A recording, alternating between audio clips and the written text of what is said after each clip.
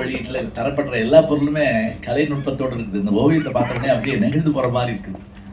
ஓவிய கண்காட்சிகளும் நம்ம நாட்டில் ரொம்ப கம்மிங்க, கவலையாக தான் இருக்குது. ஏன் அப்படின்னா அந்த ஓவியத்துக்குள்ளே போகக்கூடிய ஒரு மனநிலை இருந்தால் தான் ஓவியத்தை ரசிக்க முடியும். நான் ஒரு இதில் படித்தேன், ஓவிய இதுக்கு வந்து அப்படியே சுற்றி பார்த்துக்கிட்டே இருந்திருக்காரு ஒருத்தர். அந்த ஓவியரும் கூடவே போய் ஏதாவது ஓவியம் வேணுமான்னு கேட்டிருக்காரு. அப்படியே அவர் பார்த்துட்டு இருந்த கடைசியாக இருக்க ஓவியத்தை கொடுத்துருக்காரு. அது சுவிட்ச் போர்டு வேற கேளுங்க அப்படின்னு இருக்காரு. அவருக்கு அது அதுக்கு வித்தியாசம் தெரியாமல் இருந்தால் நம்ம என்ன செய்யறது? டாவின்சியினுடைய ஓவியத்தை இப்போ நான் போயிருந்தப்ப, பிரான்ஸ் போயிருந்தப்ப, பாரிஸ் போயிருந்தப்ப பார்த்தேங்க. அதாவது ஒரு ஜன்னல் பக்கத்தில் ஒரு பெண்ணு படிச்சுட்டு இருக்கா. இப்போ ஒரு மெழுகுவத்தியோ விளக்கோ இருக்குன்னு வச்சுக்கோங்களேன். அது பெரிய இதில் ஃபோட்டோரைட்டில் இருக்குன்னு வைங்க. நீங்கள் கிட்ட போக போக அதனுடைய விளக்கம் வந்துக்கிட்டே இருக்குமா. அந்த பெண்ணு உட்காந்துருக்கக்கூடிய டேபிளில் ஒரு விரிப்பு, அப்புறம் அதில் ஒரு லென்ஸு தொங்க விட்டுருக்காங்க. அது எதுக்குன்னா அந்த புத்தகம் அந்த பெண் வச்சுருக்கால அந்த அட்டைப்படத்தை பார்க்கலாம். இன்னொரு ஆச்சரியம் என்னென்னா, இந்த லென்ஸை வச்சு பார்த்தா அந்த பெண்ணு படிக்கிற புத்தகம் இருக்குல்ல, அந்த எழுத்தையே வாசிக்கலாங்கிறாங்க. அதை கூர்மைப்படுத்தினா இது நம்புற மாதிரியா இருக்குன்னு நம்ம கேட்போம். அப்போ எவ்வளவு நுண்ணிய முறையில் அந்த ஓவியம் எழுதப்பட்டிருக்குன்னு பாருங்கள். எவ்வளவு காலம் அந்த அங்கே இருக்கக்கூடிய அந்த சர்ச்சில் அவர் வரைஞ்ச அந்த ஓவியங்களை சொல்லுவாங்க. நம்ம ராமேஸ்வரம் ஓவியத்தை நீங்கள் போய் பார்த்தீங்கன்னா, விதானத்தில் ஓவியம் வரைகிறது சாதாரணம் இல்லைங்க. மல்லாக்கப்படுத்து சாரத்து மேலே கண்ணில் சல்லா துணி மாதிரி பேர். அது வந்து இன்னைக்கு நம்ம பிளாஸ்டிக் பேப்பர் மாதிரி போட்டுக்கிட்டு மேலே ஏறி படுத்துட்டா தண்ணி உள்பட எல்லாத்தையும் கயரில் தான் கொடுக்கணுங்க. ஏன்னா அவர் வந்து 3 அடுக்கில் கொண்ட இதில் மல்லாக்கப்படுத்திருப்பார். அதை அப்படியே நகட்டிக்கிட்டே போவாங்க, அதில் தான் வரையணும். இப்படியான ஓவியங்கள் வரையப்படுறப்ப நிமிந்தே பார்க்கறது இல்லை. சில பேர் பொங்கலை வாங்கி தின்று அதை தடை விட்டு போயிடுவாங்க. அது ஒரு நேர்த்திக்கடை மாதிரி வச்சுருப்பான். இதுதான் நமக்கு என்ன கவலையாக இருக்கும். புதுமைப்பித்தனுடைய அந்த சிற்பியின் நரகம்னு ஒரு சிறுகதை எப்போவாது நேரம் இருந்தால் படிங்க. அது எவ்வளோ பாடுபட்டு அந்த ஒரு சிற்பத்தை உருவாக்கியிருப்பார் அவர். எல்லாரும் வந்து கண்ணை மூடி கும்பிட்டு சாமி கும்பிடுவாங்க, கண்ணை மூடி. அந்த சிற்பத்துடைய அழகு என்னங்கிறத பார்க்கறதுக்காகத்தான் அது அவ்வளவு அருமையாக செய்யப்பட்டது. ஆனால் எல்லாரும் வந்தோடனே கண்ணை மூடிட்டு உட்காந்துருந்தோம்னா என்ன செய்ய முடியும்? ரொம்ப அழகான ஓவியங்கள் நமக்கு பரிசு தரப்பட்டன. வரைந்த ஓவியர்களுக்கு எங்களுடைய அருமையான பாராட்டுக்கள் நாங்கள் தெரிவிச்சுக்கிறோம். அடுத்து நம்ம அவரோடு எதிர்பார்த்துருக்கக்கூடிய எழுத்தாளர், நல்ல பேச்சாளர். எழுத்தாளர்னா அப்டேட்டாக எழுதிட்டே இருப்பார். தினமணியில் அவருடைய கட்டுரை வர்றப்ப படித்து முடித்த உடனே நான் அவரை எப்படியாவது தொடர்பு கொண்டு அவர்கிட்ட நான் பேசிடுவேன். என்ன காரணம்னா அது ஒரு நிமிஷம் நம்மளை ஒரு கலங்க வைக்கும், அதிர வைக்கும், ஏதாவது செய்யும். அப்படியான ஒரு எழுத்து, கவிதையாக இருந்தாலும் கட்டுரையாக இருந்தாலும். கட்டுரை படிக்கிறது ரொம்ப ரொம்ப கஷ்டம். வாங்கி பார்த்துட்டு நல்லா இருக்குன்னு கொடுத்துட்டு போவாங்க. இந்த ஒரு கிரேசி பாய்ஸ் ஆஃப் த கேம்ஸ்னு ஒரு படத்தில் காட்டுவாங்க. ஒருத்தன் நின்று நோட்டீஸ் கொடுத்துக்கிட்டே இருப்பான். அந்த முன்னாடி ஒரு சின்ன கால்வாயில் அழகான நதி மாதிரி சின்ன ஓடை ஓடிட்டு இருக்கோம். இவன் கொடுத்துட்டு இருப்பாங்கள, எல்லோரும் வாங்கிட்டு போவாங்கல்ல. கொஞ்ச நேரத்தில் பார்ப்பான், அது வந்து அந்த ஓடையில் அப்படியே சுருட்டி எரியப்பட்டு வந்துக்கிட்டே இருக்கும். அதில் சில பேர் கப்பல் வேறு செஞ்சு விடுவாங்க. அடுத்ததில் இவனே கப்பல் செஞ்சு கொடுத்துருவான். அந்த அந்த அந்த பேப்பர் கொடுக்குறான் இல்லையா, அந்த அறிவிப்பவே கப்பலாக செஞ்சு எதுக்கு நீ போய் கஷ்டப்பட்டுட்டு கொடுத்து இதெல்லாம் விட போகிற ஃபோட்டோ. அதில் பாருங்க, சின்ன வருத்தத்தை கூட வெளிப்படுத்துகிற முறை வந்து அருமையாக இருக்குது. ஜெயபாஸ்கரன் அவர்கள் அத்தகைய பெருமை மிந்தவர். அவர் நம்முடைய லிங்குடைய 3வது அந்த தொகுதியை பற்றி பேசுவார். வாங்க. பெயரிடப்படாத ஆறுகள் பற்றி.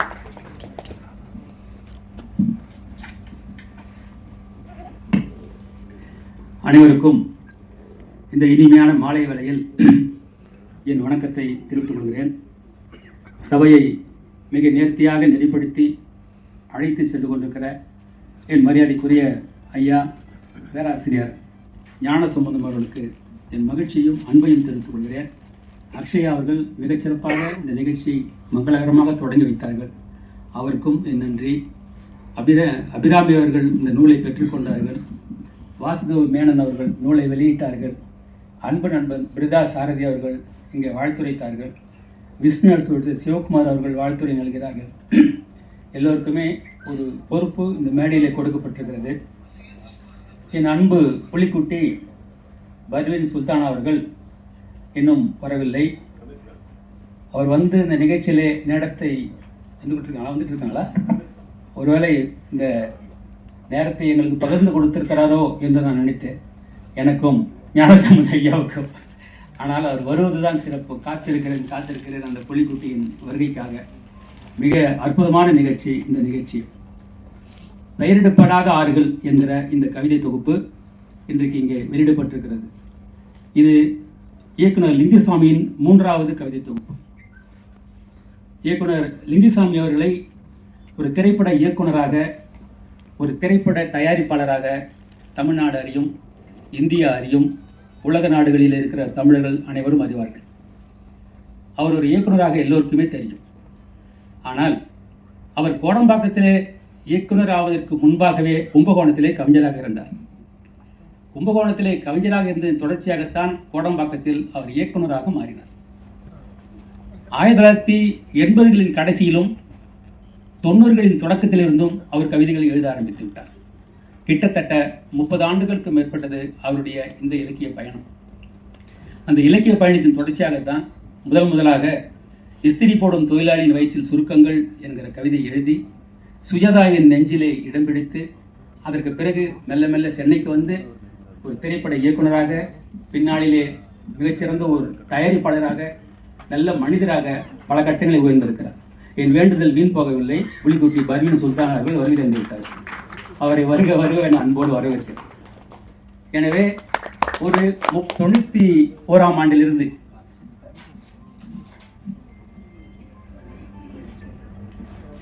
91ஆம் ஆண்டிலிருந்து அவருடைய இலக்கிய பயணம் தொடங்கி இருக்கிறது. அவருக்கு உண்மையிலேயே கவிதைகள் மீதுதான் ஆர்வம். இந்த கவிதை ஏதோ இயக்குனராக இருக்கிறார், அவர் எழுதியிருக்கிறார், அதற்கு வரவேற்பு கிடைக்கிறது என்பது அல்ல. உள்ளுக்குள் ஒரு மிகப்பெரிய ஆற்றல், கவிதையாற்றல், அதுவும் ஹைக்கூ கவிதையாற்றல் அவருக்குள் மலைமலையாக குவிந்திருக்கிறது. சொல்லுவதே அவர் அப்படிதான் சொல்வார், பேசுவதே அவர் அப்படித்தான் பேசுவார். ஆனந்த விகடன் கண்ணன் அவருடன் நான் பேசிக் கொண்டிருந்தேன் காலையில். அவர்தான் லிங்குசாமியின் கவிதைகளுக்கு லிங்கு என்று பெயரிட்டவர். அவரின் கவிதைகளை நிலைநிறுத்தியவர். லிங்கு என பெயரிட்டு அவருடைய முதல் தொகுப்பை 2013ஆம் ஆண்டு வெளியிட்டது ஆனந்த விகடன் நிறுவனம். 2013ஆம் ஆண்டு வெளியிட்ட அந்த நூல் லிங்கு என்கிற நூல் 3 பதிப்புகளை கடந்து இப்போது 4வது பதிப்பு காண இருக்கிறது. அதற்கு பிறகுதான் செல்ஃபி எடுத்துக் கொள்கிறது மரம் என்கிற கவிதை தொகுதியை இங்கே இருக்கிற இயக்குனர் கௌதம் வாசுதேவ மேனன் அவர்கள் வீட்டிலே கவிக்கோ அப்துல் ரகுமான் அவர்கள் வெளியிட்டார். மறக்க முடியாத ஒரு அனுபவம் அந்த நிகழ்ச்சி. அந்த கடலோர வீட்டில் அற்புதமான இயக்குநர்கள் புடைசூழ அது நடந்தது. அதற்கடுத்துதான் இந்த பெயரிடப்படாத ஆறுகள். அவர் கவிதைகள் நம்ம என்னவோ செய்யும். அவர் கவிதைகளை படிப்பவர்களையும் அது அடுத்த கட்டத்துக்கு நகர்த்தி செல்லும். அவரது கவிதைகளை முன்வைத்துதான் ஐயப்ப மாதவன் லிங்கு என்று ஒரு ஆய்வு நூலை எழுதியிருக்கிறார். கற்றுக் கொடுக்கிறது மரம் என்கிற தலைப்பிலே அவருடைய கவிதைகள் 15 கவிதைகள் எடுத்துக்கொண்டு நான் ஒரு ஆய்வு நூல் எழுதியிருக்கிறேன். இன்றைக்கு நம் காலத்திலே நம்மோடு வாழ்ந்து கொண்டிருக்கிற மிகப்பெரிய கவிஞர் சிற்பி பாலசுப்ரமணியம் அவர்கள் தி ட்ரீ ஸ்னாப்ஸ் எ செல்ஃபி என்கிற தலைப்பிலே ஆங்கிலத்தில் லிங்குசாமி கவிதைகளை மொழிபெயர்த்திருக்கிறார். மொழிபெயர்த்தவர் சாமானியவர் அல்ல, தமிழ்நாட்டின் மிகச்சிறந்த மிகப்பெரிய ஒரு கவிஞர். 2 சாகித்ய அகாடமிகளை வாங்கியவர். அதே போல மலையாளத்தில் கவிதைகளை மொழிபெயர்த்திருக்கிறார். யார் கோ லீலா சிறந்த ஒரு சூழலியல் ஆய்வாளர், எழுத்தாளர். அவர் கவிதைகளை மையமாக வைத்து பல கட்டுரைகளை எழுதியிருக்கிறார், மிகச்சிறந்த கட்டுரைகள். ஏனென்றால் அவர் கவிதைகளை படிக்கிறவர்களுக்கு அது தோல்விவிடும், படிக்கிறவர்கள் அது ஆழ்ந்து போவார்கள்.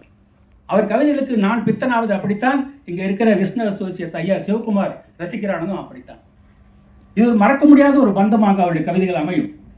3 தொகுப்புகள் வந்திருக்கிறது. இந்த நிகழ்ச்சியிலே பர்வீன் சுல்தான் அவர்கள் சிறப்புரை, ஐயா அவர்கள் நிறைவுரை ஆற்றுவார்கள், லிங்குசாமி அவர்கள் நன்றியுரை ஏற்புரை ஆற்றுவார்கள். எனக்கு கருத்துரை என்று போட்டிருக்கிறது. கருத்துரை என்றால் அது என்னுடைய கருத்துரையா அல்லது உங்களின் கருத்துக்களை எல்லாம் ஒருங்கிணைத்து நான் சொல்கிற கருத்துரையா என்பதை உங்களின் பார்வைக்கே நான் விட்டு விடுகிறேன். எப்படி இருந்தாலும் எனக்கு வசதி இந்த கருத்துரை. 3 நூல்கள். இந்த 3 நூல்களிலே லிங்கு என்கிற நூல் விகடன் வெளியிட்டது. ஒரு மனிதனின், ஒரு கவிஞனின் பரிணாமம் எப்படி இருக்கிறது என்பதை இந்த 3 நூல்களையும் ஒன்றாக அடுக்கி வைத்து பார்த்து நான் தெரிந்து கொள்கிறேன். முதல் தொகுப்பிலே ஆனந்த விகடன் வெளியிட்ட தொகுப்பிலே கவிதைகள் மகிழ்ச்சி ஊட்டக்கூடியதாக, கிளர்ச்சி ஊட்டக்கூடியதாக, சிரிப்பை மூட்டக்கூடியதாகவே இருக்கும். வண்டியை நிறுத்தி வழி கேட்டாயே, எனக்கும் ஒரு வழி சொல்லிவிட்டு போயிருக்கலாம் அல்லவா நீ, என்னொரு கவிதை. நீ மொட்டை ஏற்கனவே சொன்னார்களே, விட்டில் வரும்போதெல்லாம் அம்மா திட்டுகிறாள், யாரோ நினைக்கிறாள் என்று. யாரோ வாணி என்று கோபமா வருகிறது. பால்களில் இங்கும் அங்கும் நடந்தபடி படிக்கிறாயே, அது வரலாறு. நல்ல வேளை நீ ஹெல்மெட் அணிந்து வந்தால் விபத்து தவிர்க்கப்பட்டது. இப்படியான கவிதைகள், அதில் அங்கதம் நிறைந்த கவிதைகள், அழகியல் கவிதைகள் எல்லாம் இருக்கு முதல் தொகுப்பிலே. இரண்டாம் தொகுப்புக்கு அப்படியே நான் கொண்டு வருகிறேன். அழகியல் கவிதைகள் அது கூடுதலாக தென்படுகின்றன. முன்பு தொகுப்பிலே இருந்த அங்கத கவிதைகள் கொஞ்சம் குறைந்து இருக்கிறது. இதில் அழகியல் கவிதைகள் அழகழகாக இருக்கிறது. நீ 5 முக விளக்கை ஏந்தி வருகையில் 5 முக விளக்கை ஏந்தி வருகையில் 7 சுடர் என்கிறது ஒரு கவிதை. நீ 5 முக விளக்கை ஏந்தி வருகையில் 7 சுடர். சொல்லுவது எல்லாமே அழகழகாக முத்து முத்தாக இருக்கு. எல்லா கவிதைகளும் எல்லாம் சொல்ல முடியும். ஒரு மரத்தை சாய்த்துத்தான் இந்த வீணை செய்யப்பட்டிருக்கிறது. ஒரு முறை நீ மீட்டிவை, ஒரு வனம் உருவாகட்டும். செருப்பில ஏறி பார்த்து காலுக்கு பொருந்தாமலே இறங்கி செல்கிறது எறும்பு. ஐயா சொன்னாரே ஒரு கவிதை, அதை எழுதியிருக்கிறார் லிங்குசாமி. முதலில் ஆற்றில் தண்ணீர் இல்லை என்றார்கள், இப்போது ஆறே இல்லை என்கிறார்கள். ஆற்று வெள்ளம் அள்ளி கொண்டு போகிறது மணல் லாரிகளை என்று ஒரு கவிதை.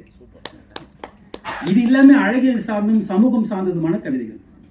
அதற்கடுத்து பார்க்கிறேன், இந்த வெளியிட்டிருக்கிற இந்த நூலிலே எல்லாமே ஒரு ஞான தெரிப்புகள், பெரும்பாலும் ஞான தெரிப்புகள். சில கவிதைகள் எல்லாம் படித்த உடனே மிரண்டு போய்விடுகிறோம். லிங்குசாமியின் கவிதைகளை பொறுத்தவரைக்கும் படித்து விட்டு கண்ணை மூடிக்கொள்ள வேண்டும், கண்ணை திறந்து படிக்க வேண்டும். படித்தவுடன் புத்தகத்தையும் மூடிவிட்டு கண்ணையும் மூடிக்கொள்ள வேண்டும். உங்களுக்கு காட்சிகள் அழகழகாக விரியும். நடராஜ் யாரை யார் ஆட்டுவிப்பது, யாரை யார் ஆட்டுவிப்பது, நடராசரமும் சுடர் என்று ஒரு கவிதை. காலில் கட்டப்பட்ட சங்கிலிகளின் உரசலில், எதை சங்கிலி கட்டியிருப்பான்னு உங்களுக்கு தெரியும். காலில் கட்டப்பட்ட சங்கிலிகளின் உரசலில் பிளிடுகிறது காடு. இதை விட வேற என்ன வேண்டும் உங்களுக்கு? காலில் கட்டப்பட்ட சங்கிலிகளின் உரசலில் பிளிடுகிறது காடு. சொல்லும்போது இரவு நேரங்களில் 12 மணிக்கு 1 மணிக்கு அவர் தூங்குறாரோ இல்லையோ, எங்க தூக்கத்தை பத்தி அவர் கவலைப்பட்டதே கிடையாது. நீங்க கரகரத்த குரலில் நாம் பேசும்போது கூட தூங்கி இருக்கிறா கவியே என்று ஒரு பரிதாபத்துக்கு கூட கேட்பது கிடையாது. நான் ஒரு கவிதை எழுதியிருக்கிறேன், உனக்கு என்ன தூக்கம்? எல்லோருடைய தூக்கத்தையும் கெடுக்கிறவர். அவர் சொல்லிவிட்டு அவர் தூங்கி விடுவார், அதுக்கு பிறகு நமக்கு தூக்கம் வராது. இப்படிப்பட்ட கவிதைகளை கேட்டால் நமக்கு எப்படி தூக்கம் வரும்? கூடைய சேர்ற எல்லாருமே கவிஞர்களாகி விடுவார். சரண் அவர் ஏதோ நல்ல படம் நிறைய எடுத்துக்கிட்டு வந்து உட்கார்ந்துருக்கார். அப்புறம் சரண் கவிதை எழுதியிருக்காரு, குமுதத்தில் வருகிறது, அற்புதமாக எழுதுகிறார். அவருக்கு ஞான குரு நம்ம லிங்குசாமி தான். பழக்க தோஷத்தில் 4 டீ என்றார்கள் 3 முதியவர்கள். 4 பேர்ல ஒருத்தர் இல்லை, ஆனா டீ சொல்லும் போது சொல்றாங்க, பழக்க தோஷத்தில் 4 டீ என்றார்கள் 3 முதியவர்கள் என்று ஒரு கவிதை. காப்பியோ டீயோ எதோ குடிக்க போறாங்க, அவ்வளவுதான். எல்லாமே அப்படித்தான், டைமிங் அடிப்பார் எல்லாரும். லிங்குசாமி பொறுத்த வரைக்கும் பழக தெரியும். பிருந்தா சாரதி ரொம்ப அழகா லிங்குசாமியின் அடுத்த பக்கத்தை சொன்னார். ஒரு மனிதன், அதனால்தான் அவரை நாம் நிபந்தனைகள் இல்லாமல் அவர் நேசிக்கிறோம். அவருக்கு பொருளாதார நெருக்கடி வந்த போது, இது இன்னொரு செய்தி, போஸ் என்ன பதிவு செய்ய சொல்லி அனுப்பிச்சிருக்கிற ஒரு உதவி இயக்குனர் மூலமா, இந்த மாதிரி அண்ணன் தான் கவிதை எழுதுறாரு, எல்லாம் நினச்சிக்கிட்டு இருக்காங்க, எல்லாரும் அவர் கொண்டாடுறாங்க, நானும் எழுதியிருக்கேன்னு சொல்லுங்க யாராவது. போஸ் செய்தி அனுப்பிச்சிருக்காரு. அவருக்கு ஒரு பொருளாதார நெருக்கடி வரும்போது நீதிமன்றம் ஒரு தீர்ப்பு வழங்குகிறது. அவர் வீடு சோகத்திலே மூழ்கி இருக்கிறது. வீட்டுக்குள்ளே கண்டிப்பாக எல்லாரும் இந்த சோகத்தை பகிர்ந்து கொண்டிருப்பார்கள். அவர் வளர்க்கிற ஒரு நாய் சரியாக சாப்பிடவில்லை. அது வழக்கமாக படுக்கிற இடத்தில் படுக்காமல் மாடிப்படியிலே வேற எங்கேயும் போய் படுத்துக் கொடுக்கிறார். அப்போது போஸ் சொல்கிறார், இது காலையில சாப்பிடவே இல்லை, அப்படியே படுத்திருக்கு. லிங்குசாமி சொன்னது, அந்த நாய்க்கும் தெரிஞ்சு போச்சா? அந்த நாய்க்கு தெரிஞ்சு போச்சா? வெளியில் வந்த உடனே ஒரு நண்பருக்கு போன் செய்கிறார், போனை எடுக்கவே இல்லை. நண்பருக்கு போன் செய்கிறார், அவர் போனை எடுக்கல. எடுத்துக்கு அப்புறம் விட்டாரு. சாயந்தரமா இவரே போன் மறுபடியும் அவர் கூப்பிடுறாரு சாயந்தரமா. ஏன்னா இப்போ இவர் எடுத்தோடனே இவர் எடுக்கிறார். நீங்க தொலைபேசியில் பேசும்போது நான் வெளியில் இருந்தேன், நீங்க போன்ல கூப்பிடும்போது நான் வெளியில் இருந்தேன், நானும் வெளியில் தாண்டா இருந்தேன். நீ நினைச்ச மாதிரிலாம் ஒன்று நடக்கல, நீ எதுக்கு பயந்தாயோ அது நடக்கல, நானும் வெளியில் தான் இருந்தேன். அந்த நேரம், அந்த சமாளிக்கிற திறன், அந்த கிரியேட்டிவிட்டி, அதைத்தான் சொன்னார் ஆனந்த விகடன் கண்ணன். அவர் ஒரு பர்ஃபார்மர் இல்லை, கிரியேட்டர். அவரை வந்து அருமையாக இருக்கும் முடி, ஃபோட்டோ ஷூட்லாம் நாங்கள் பண்ணோம். நடிக்க போயிருந்தாருன்னா இன்னைக்கு முக்கியமான கதாநாயகர் அவர் ஒருத்தர். ஆனால் அவர் நடிக்க போகல. அதில் ஒரு உறுதியாக இருக்கிறார். நான் கிரியேட்டர் தாங்கிறத உறுதியாக இருக்கிறார்.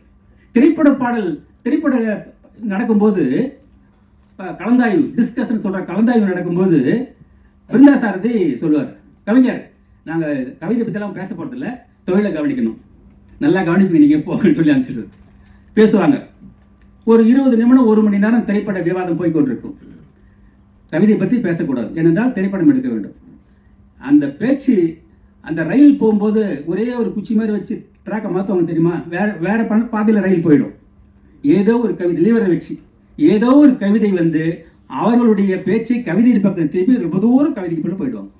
ஆனால் புகாரும் போது நீ கவிதை பற்றிலாம் பேசக்கூடாது, ஏன்னா கவிதையில் அந்த அளவுக்கு ஈடுபாடு. இஸ்திரி போடும் தொழிலாளிகள் வயிற்று சுருக்கம் என்ற கவிதை தான் கும்பகோணத்திலிருந்து அவர் சென்னைக்கு அழைத்து வந்தது. அந்த 3 வரி தான் அந்த நம்பிக்கை தான் கிரியேட்டிவிட்டி. கொடுத்தே பழகியவர். அவர் சொல்றது போல இல்லாதவருக்கான உதவி எந்த நிலையில் இருந்தாலும் உதவி. எல்லோரும் சாப்பிட வேண்டும், எல்லோருக்கும் எதையாவது கொடுக்கணும். இப்போ கூட அந்த பிரசப்டர்னு சொல்ற அந்த ஹார்ட்ஃபுல்னஸ்ல மிகப்பெரிய ஒரு ரோல். 50,000 பேர் 60,000 பேர் அமர்கிற அரங்கில அவர் பிரசப்டர். அது ஒன்று. இந்த ஆனந்த விகடன் வெளியிட்ட நூலுக்கு அவர்தான் ஓவியங்களை வரையக்கூடியவர். கிரியேட்டர்னா அதுதான். ஏன்னா நீங்க பழகும் போதே தெரியும். நான் பல நகைச்சுவை சொல்ல முடியாது உங்ககிட்ட, அப்படிலாம் சொல்லுவார். அதெல்லாம் சொல்ல இயலாத சூழ்நிலை. அது எப்படித்தான் வரும் என்று எனக்கு தெரியாது. ஆனால் அந்த மின்னல் ஒரு சட்டென உணர்த்தி விட்டு சட்டென தன் இருப்பை உணர்த்தி விட்டு போகிறது. பறவை நீள்னு ஒரு கவிதை எழுதினாரே, அது போல உள்ளது. ஆக லிங்குசாமி நான் படித்த வரைக்கும், நான் பார்த்த வரைக்கும், தான் சந்தித்த மனிதர்களை, தான் ஏற்றுக்கொண்ட கவிதையை, தனது உறவுகளை என்றைக்குமே அவர் தவற விட்டது கிடையாது. ஆனந்தவுடன் கண்ணன் இன்னொன்று சொன்னார், இயக்குநர்களை ஒன்றாக சேர்ப்பது மிக மிக கடினம். ஏதோ காரணங்களுக்காக அவர் ஒன்றுக்கு ஒரு முரண்பட்டு அதிகமாக பேச மாட்டார்கள். ஆனால் எல்லோரையும் ஒருங்கிணைத்து ஏதாவது ஒரு காரியத்தை செய்து கொண்டே இருப்பவர் லிங்குசாமி மட்டும்தான் என்று சொல்வார். அவர் கவிதை தன்மைக்காக மட்டுமே அவர் இந்த இடத்துக்கு வரவில்லை, மனித தன்மைக்காகத்தான் இந்த இடத்துக்கு வந்திருக்கிறார். ஒரு கவிஞன் நல்ல கவிஞனாக இருந்தால் மட்டும் போதாது, நல்ல மனிதனாக இருக்க வேண்டும். நல்ல மனிதன் நல்ல கவிதைகள் எழுதினால் அவன் பரவலாக சென்று சேருவான். அப்படித்தான் இவருடைய எல்லா கவிதைகளும் இதுவரைக்கும் என் கணக்கு பிரகாரம் ஒரு 180 கவிதைகள் வந்திருக்கலாம். ஆனால் அந்த 180 கவிதைகளும் புகழ்பெற்ற கவிதைகள். அது எடுத்து செல்ல ஏதுவான கவிதைகள். பல கவிதைகள் அப்படித்தான். மொட்டை பனைமரம் உச்சியில் அமர்ந்து தோகை விரித்தது மயில் ஒரு கவிதை. இந்த அழகிலை கடந்து நீங்கள் எங்கே சென்று விடுவீர்கள்? எல்லா கவிதைகளிலுமே சமூக அக்கறை. அதை விட முக்கியம், இந்த கோடைப்பந்தில் வந்து நிலா விழுதுன்றது எவ்வளவு பெரிய கற்பனை. நிலவொளியில் மயானம் அமைதியாக வெட்டியான் எங்கோ உதிர்ந்து கொண்டிருக்கிறது ஒரு பூ என்று கவிதை. சருகு தண்ணீரில் விழும்போது கூட பூ போலத்தான் விழுகிறது என்று சொல்கிறது இன்னொரு கவிதை. சருகு தண்ணீரில் விழும்போது கூட பூ போலத்தான் விழுகிறது. என்னை பொறுத்த வரைக்கும் அதை தாண்டி இலக்கியத்தில் இது போன்ற ஹைக்கூ கவிதைகளை எழுதுவதற்கு அப்பாற்பட்டு கவிக்கோ அப்துல் ரஹ்மான் அவர்களோடு நெருங்கி பழகினார். அப்துல் ரஹ்மான் அவர்களுக்கு நமது லிங்குசாமி மிக மிக பிடிக்கும். அவர்தான் அந்த கவிதை காட்சியை திறந்து வைத்தவர் அவர்தான். நீ கவிதை எழுதிவிட்டு பேசாமல் இருந்து விடு, அதை பற்றி விவாதிக்காது, கவிதை தனக்காக விவாதித்துக் கொள்கிற வேலை அது செய்யும் என்று அப்துல் ரஹ்மான் சொன்னார். பிறகுதான் அப்துல் ரஹ்மான் ஹைக்கூ நினைவு போட்டியை தொடங்கி பெரிய அளவில் 1 லட்சம் ரூபாய்க்கு பரிசுகளை அறிவித்து அந்த பரிசுகளை இன்றளவும் 4 ஆண்டுகள் முடிந்துவிட்டது. நான் இதுவரைக்கும் ஒவ்வொரு ஆண்டும் 50 கவிதைகள், 3க்கு 25,000, 15,000, 10,000 என்று 3 பரிசுகள், தேர்ந்தெடுக்கப்படுகிற கவிதைகளுக்கு 1000 ரூபாய் பரிசுகள் சிறப்பாக நடந்து கொண்டிருக்கிறது.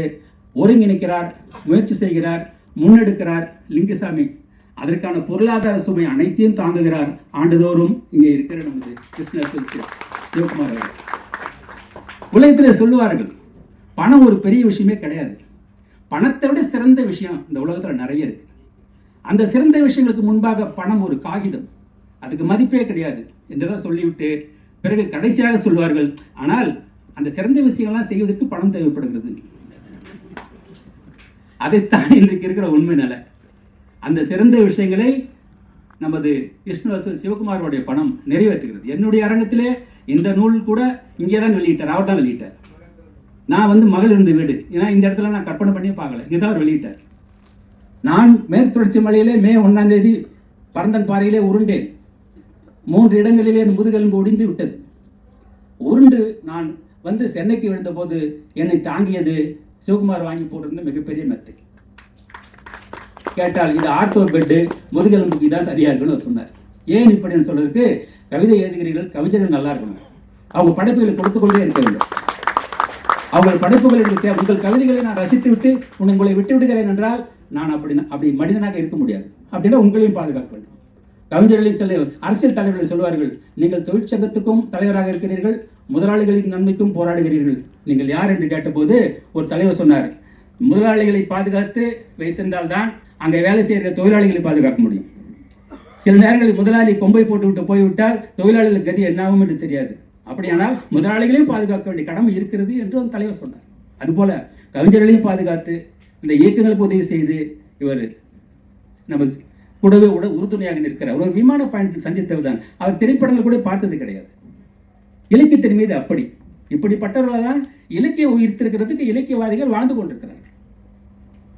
எனவே இந்த அற்புதமான தருணத்தில் பர்வீன் சுல்தானா வந்திருக்கிறார், அவர் பேச இருக்கிறார்.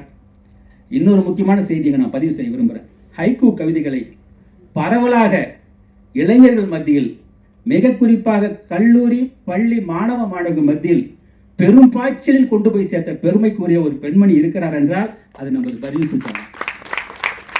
முதல்ல அதில் ஒரு சுவையை ஏற்படுத்தணும், அதுக்கு ஒரு தேவையை ஏற்படுத்தணும். ஹைக்கூ கவிதைகளுக்கு ஒரு தேவையை ஏற்படுத்தணும், தேவையை அந்த சுவையாக உணர்த்தணும். உணர்ந்த பிறகுதான் எழுதுறவனுக்கான ஒரு மதிப்பு கிடைக்கும், இல்லைன்னா எந்த மதிப்பு கிடைக்காது. நான் ஏன் இந்த லிங்குசாமி கவிதைகள் இவ்வளோ ஆர்வத்தோடு இருக்கேன், அதை வந்து நான் வந்து ஆய்வு நூல் ஒன்று எழுதுறேன்னா எனக்கு ஹைக்கூ எழுத வராது. அந்த முரண்தான், என்னால் எழுத முடியவில்லை என்ற உள்மன இயக்கம்தான், நமக்கு ஏன் இப்படி தோன்றவில்லை என்கிற கவலை தான் அவரை ஆதரிக்கிற ஒருவனாக என்னை மாற்றியிருக்கிறது. நான் அப்படித்தான் என் நினைவுகளை நான் சமன் செய்து கொள்ள வேண்டும். சமூகம் அவரது கவிதைகளை அங்கீகரித்திருக்கிறது, சமூகம் அவரது கவிதைகளை மொழிபெயர்த்திருக்கிறது, ஆங்கிலத்தில் மொழிபெயர்த்திருக்கிறது, மலையாளத்தில் மொழிபெயர்த்திருக்கிறது. ஆனந்த வீடு என்கிற நிறுவனம் 3 பதிப்புகளை கடந்து 4வது பதிப்பாக வெளியிட இருக்கிறது. இந்த திரைப்படத்துறைக்கு வருவதற்கு முன்பாகவே அவருக்குள்ள இந்த நெருப்பு கவிதை நெருப்பு தான். எல்லாமே 2 பொருள்பட பேசுவார், டக்குன்னு ஒரு நிகழ்ச்சியை மாற்றி அமைப்பார், எல்லாவற்றையும் பெருந்தன்மையாக எடுத்துக்கொள்வார். அது ஒரு மனித தன்மை. அந்த மனித தன்மை மிக சிறப்பாக மிஞ்சி இருக்கிறது. நீங்கள் ஒவ்வொருவரும் வாய்ப்பு, இங்கே கூட டிஸ்கவரி வேடியப்பன் போட்டிருக்கிற அந்த புத்தகம் வெளியில் இருக்கிறது. இது இங்கே வெளியிட்ட இந்த புத்தகம் பெயரிடப்படாத ஆறுகள் புத்தகம் இருக்கிறது. நீங்கள் அனைவரும் வாங்கி செல்ல வேண்டும். இங்கே மற்றொரு செய்தி, முக்கியமான செய்தி, இன்னொன்றை குறிப்பிட்டாக வேண்டும். அப்படி இப்படி சொல்கிறேன், நானே ஒரு கவிதையில் சொல்லுவேன்.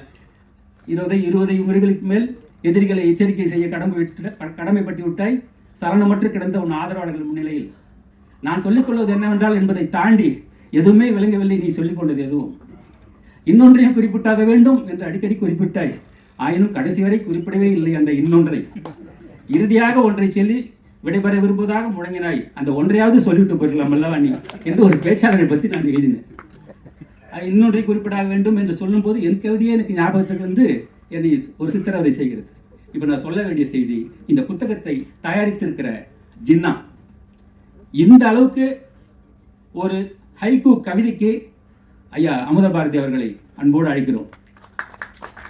கவிதைக்கு முன்னுரிமை கொடுத்து நல்ல தாளில் தரமாக தயாரித்து இதற்கான பொருட்செலவை பற்றி சிறிதும் கவலைப்படாமல் களத்திலே இறங்கி இந்த புத்தகத்தை பொதுமைப்படுத்தியிருக்கிறார் நமது ஜின்னா. அவருக்கு உங்கள் கரவொலியோடு ஒரு பாராட்டு நான் தெரிவித்தாக வேண்டும். ஏனென்றால் இப்படியெல்லாம் கவிதைகளை தயாரிக்கிற வெளியிடுகிற பதிப்பாளர் நல்ல லட்சக்கணக்கிலே செலவு செய்து கவிதைகளை சமூகத்துக்கு அர்ப்பணிக்கிற விழா நடத்துகிற நமது விஷ்ணு சிவகுமார் போன்றவர்கள் அரங்கு நிறைந்து இந்த நேரத்தில் வந்து இந்த நிகழ்ச்சியை கூர்ந்து கவனித்து வரவேற்று மகிழ்ச்சி அடைகிற, பெருமிதம் கொள்கிற உங்களை போன்றவர்கள், அறிஞர்கள், சுவைஞர்கள் தான் இந்த இலக்கிய உலகம் நன்றாக இருக்கிறது, சரியாக போய்கொண்டிருக்கிறது என்பதற்கான அடையாளம். எனவே நான் என் பேச்சின் நிறைவு கட்டத்துக்கு வருகிறேன். அற்புதமான இந்த நிகழ்ச்சியிலே பங்கேற்றது குறித்து நான் பெருமிதம் கொள்கிறேன். லிங்குசாமியின் கவிதைகள் பரிணாமத்தை அடைந்து கொண்டே இருக்கின்றன. நான் குறிப்பிட்டதை போல முதலில் பகடியும் எல்லலும் அங்கதமும் காதலும் என்றால் அடுத்த கட்டமாக அழகியலும் சமூக அக்கறையும், அதற்கு அடுத்த கட்டமாக ஞானத்தின் தெரிப்பு. இந்த ஒரு கவிதை பற்றி நான் ஏற்கனவே சொன்னேனே, காலில் கட்டப்பட்ட சங்கிலியின் உரசலில் பிளிறுகிறது காடு. இந்த காடு பிளிர்றது, யானை இழந்த காடு பிளிர்வது எப்படி இருக்கும்? கண்ணை மூடிக்கொண்டு கற்பனை செய்ய வேண்டும். இவருக்கு நான் சொன்னது போல கண்களை திறந்து லிங்குசாமியின் கவிதைகளை படிக்க வேண்டும். கண்களை மூடி அந்த கன உலகத்தில் நாம் பிரவேசிக்க வேண்டும். ஒவ்வொரு கவிதையும் உங்களுக்கு அப்படித்தான் இருக்கும். எல்லா கவிதையும் வேக வேகமாக என்னால் சொல்லிட்டே போக முடியும். எல்லா கவிதையும் அத்துப்படி. அவர் கவிதைகள் வரியில் எழுதினாக்கா ஒரு 300 வரி வரும், அவ்வளோதான் வரும்.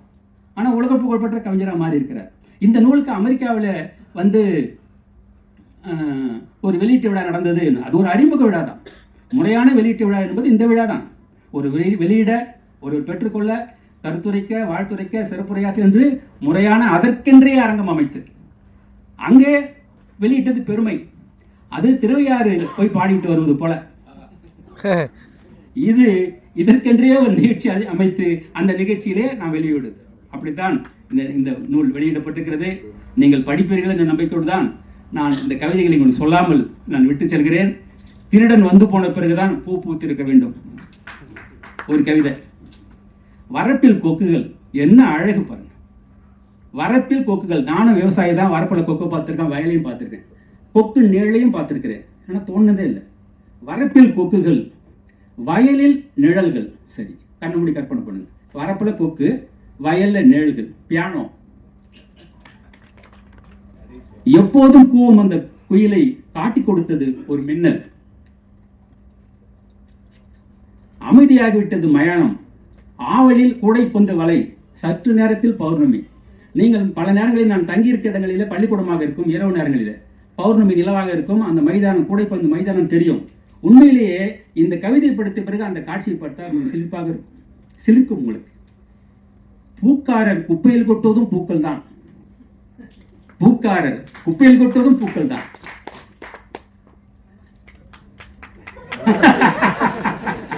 நான் என் அன்பு புலிக்குட்டி பர்வீன் சுல்தானாவின் உரைக்கு மறைமுகமாக வெட்டி வைக்கிறேன் என்பதை உணர்ந்து கொண்டு அண்ணா என்று ஒரு அன்பான ஒரு மிரட்டல் விடுத்திருக்கிறேன். ஏனென்றால் எனக்கும் துடிக்கிறது, எனக்கும் சொல்ல வேண்டும் ஒரு ஆசை இருக்கிறது. நான் அடுத்த பக்கம் பிரிக்கும் போது எந்த கவிதையாக தான் சொல்லிவிட்டு முடித்து விடுகிறேன். பூக்களை, அடுத்த கவிதை சொன்னேன் இல்லையா, ஒரே ஒரு கவிதை முடிச்சுக்கிறேன். பூக்களை பேரம் பேசி வாங்கிய தருணத்தில் தான், பூக்களை பேரம் பேசி வாங்கிய தருணத்தில் தான் வாடகை தொடங்கியது. இதுதான் லிங்குசாமி. இங்கே வந்திருக்கிற அனைத்து நண்பர்களுக்கும் என்னுடைய மகிழ்ச்சியை தெளிவுபடுத்திக் கொள்கிறேன். உங்கள் எல்லோருடைய முகங்களிலே நான் ஒரு மகிழ்ச்சியை பார்க்கிறேன். இங்கே 2 பெண்களின் முகங்களில் மட்டும் பெருமிதத்தை பார்க்கிறேன். அந்த 2 பெண்கள் லிங்குசாமியின் துணைவியார், லிங்குசாமியின் மகள். உங்கள் பெருமிதம் என்றென்றைக்கும் நிலைத்திருக்கட்டும். மேடையில் பங்கேற்ற அனைவருக்கும் என் உளமார்ந்த நன்றி, நல்வாழ்த்துக்கள், வணக்கம். எவ்வளோ உழைச்சி படிச்சிருக்கான்னு பாருங்க, அதான் முக்கியம்.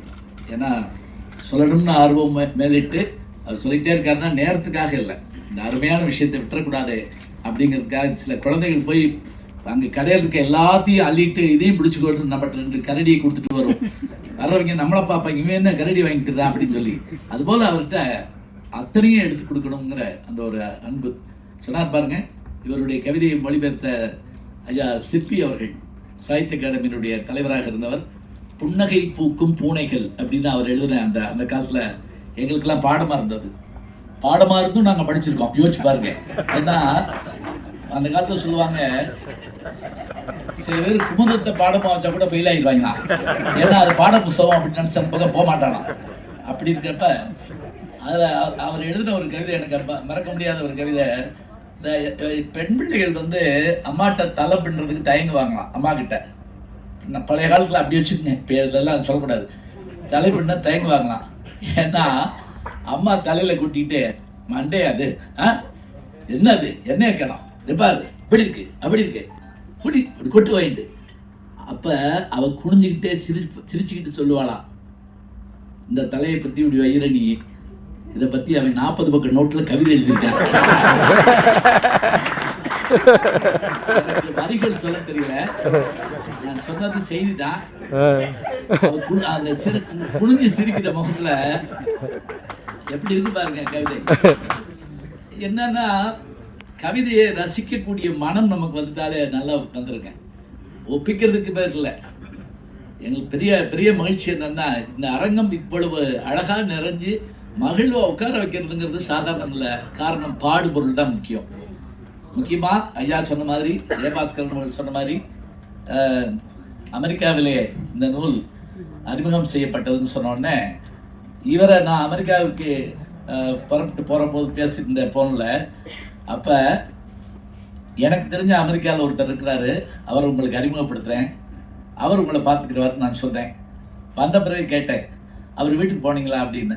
நான் போக முடியல, ஆனால் நான் போன வீட்டெல்லாம் அவர் வீடாக மாற்றிட்டாரு. அவர் தான் கால்டுவெல் அவர்கள். நான் வந்திருக்கிறாரு. ஐயா வாங்க.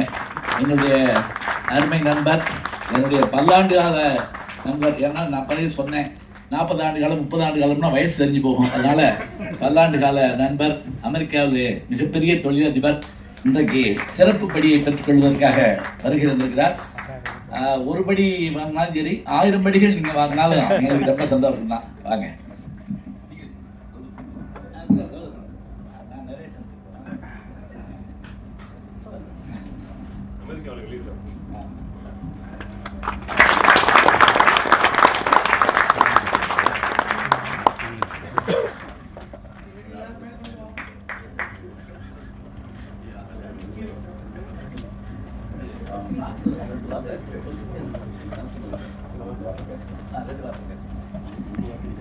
பால்வழியா பேச மாட்டேன். ஒரு செய்தி நான் பதிவு பண்ணோம்.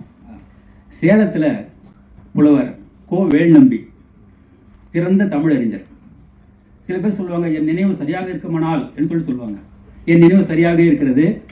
என் 6 சிஎஸ்ஐ விடுதி பின்பக்கம், அஸ்தம்பட்டி, சேலம் 7, அதான் அவருடைய பூர்வீக வீட்டோட முகவரி. அவங்க அப்பா சிறந்த தமிழறிஞர். 1999ஆம் வருடம் ஏப்ரல் மாதம் 25ஆம் தேதி 102 தமிழறிஞர்கள், சிற்பி பாலசுப்ரமணியம், இளங்குமரனார், தமிழண்ணல் உள்ளிட்ட 102 தமிழறிஞர்கள் உயிரை தருகிறோம் தமிழை தாய் என்று சாகும் வரை உண்ணாவிரதம் எடுக்க தொடங்கினார்கள். பெரிய போராட்டம். அந்த போராட்டத்தை நாங்கள் ஒருங்கிணைத்திருந்தோம். அதில் வழிய வந்து அந்த போராட்டத்தில் கலந்து கொண்டு சாகும் வரை உண்ணாவிரதம் இருந்து தமிழை பயிற்று மொழியாக்க வேண்டும் என்று போராடியவர் புலவர் கோ வேல்நம்பி அவர்கள். இந்த வேல்நம்பி அவர்கள், அவர்களின் திருமகன் தான் இந்த கால்டுவெல் அவர்கள். வேல்நம்பி அவர்கள் பலமுறை என்னிடம் கால்டுவெல்லை பற்றி சொல்லியிருக்கிறார். மகன் அங்கே அமெரிக்காவில் இருக்கிறார் என்றெல்லாம் சொல்லியிருக்கிறார். அவருக்கு பகுத்தறிவாளர். அதன் அடிப்பில் தான் கால்டுவெல் என்றவருக்கு பெயர் வைத்து அவரை வளர்த்திருக்கிறார். இன்றைக்கு அமெரிக்காவில் மிகப்பெரிய தொழிலதிபர். அது தொழிலதிபர் என்பது ஒரு பக்கம், ஆனால் அவர் என்ன செய்கிறார் என்பதுதான் முதன்மையானது.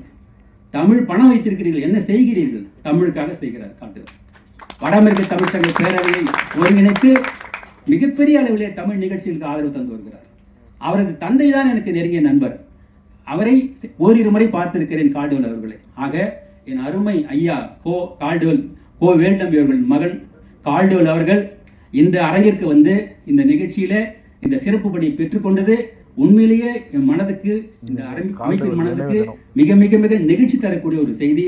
அந்த மகிழ்ச்சியோடும் பெருமிதத்தோடும் கால்டுவெல் அவர்களை வாழ்த்துரைக்க அழைக்கிறேன்.